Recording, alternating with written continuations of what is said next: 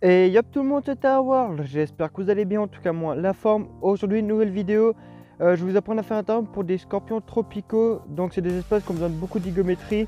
Pour ma part, ce sera pour mes Pondinus Imperator. Donc je vais vous donner quelques astuces pour garder énormément d'hygométrie dans un Exoterra, sachant que c'est un terrain qui a énormément de ventilation. Donc c'est parti.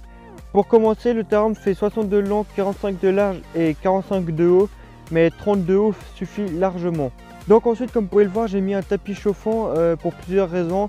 La première, déjà pour leur faire un peu de chaleur, mais surtout pour leur faire une très grande hygométrie, sachant que tout simplement quand il y aura de l'humidité dans la terre, elle va s'évaporer dans le terrain et donc ça va permettre de faire une grande hygométrie. Pour le substrat, j'utilise tout simplement de la tourbe de coco. C'est vraiment très bien pour tout ce qui est scorpion, mygale et autres insectes. C'est ce que j'utilise principalement dans tous mes terrariums. Ça s'achète dans toutes les animaleries, donc ça se trouve très facilement. Donc là, je vais en mettre jusqu'à la hauteur voulue. Je vais en mettre à peu près 5-6 cm et on se retrouve tout de suite après. Voilà, je viens de finir le substrat, donc j'ai mis à peu près 5-6 cm de hauteur. Ça suffit largement. Et bien sûr, il faudra accompagner tout ça par des cachettes. Donc pour ma part, ce sera des écorces pour faire un côté assez naturel, sauvage.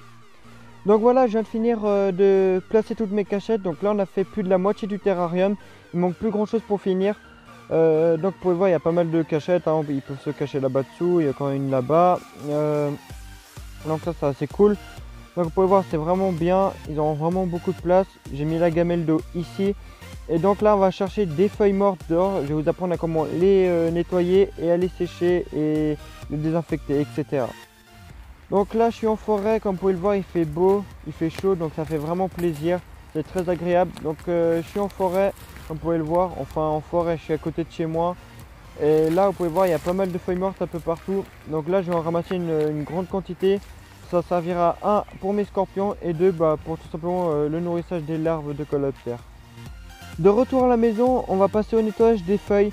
Donc pour ceci c'est très simple, il vous faut 3 matériaux. Le premier c'est une passoire, elle servira tout simplement à nettoyer les feuilles. Donc enlever la pollution, les excréments, la terre, la poussière, etc. Donc vraiment les nettoyer. Et ensuite il faudra deux bacs, enfin deux récipients. Un pour mettre tout ce qui est feuilles, donc les feuilles que vous voulez garder. Et l'autre tout ce qui est feuilles et bois dégueulasses que vous ne voulez pas utiliser. Donc voilà, comme vous pouvez le voir, j'ai déjà placé toutes les feuilles mortes dans le terrarium.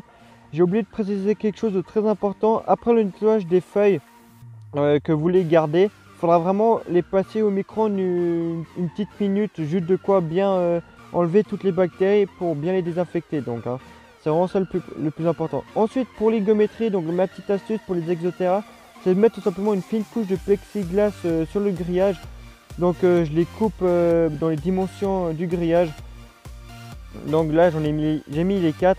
Donc ça marche vraiment, hein. Ça garde vraiment parfaitement bien l'hygométrie. Avec le tapis chauffant c'est juste génial, ça fait vraiment une très grande hygométrie. Mais même sans tapis chauffant, ça fait énormément d'humidité. Et ensuite pour la lumière, moi personnellement, vu que c'est des scorpions, ils n'ont pas vraiment besoin de lumière. Donc j'ai mis juste un petit néon, ça fait juste un petit éclairage, donc ça suffit largement. Pour conclure la vidéo, je vais tout simplement mettre les scorpions dans leur nouveau terrarium. J'espère que la vidéo vous a plu et vous a appris plein de choses. Surtout si vous avez des questions, n'hésitez pas à me les poser dans les commentaires, j'y répondrai avec plaisir. Et moi je vais vous laisser là avec quelques images de mes scorpions et je vous souhaite une excellente journée.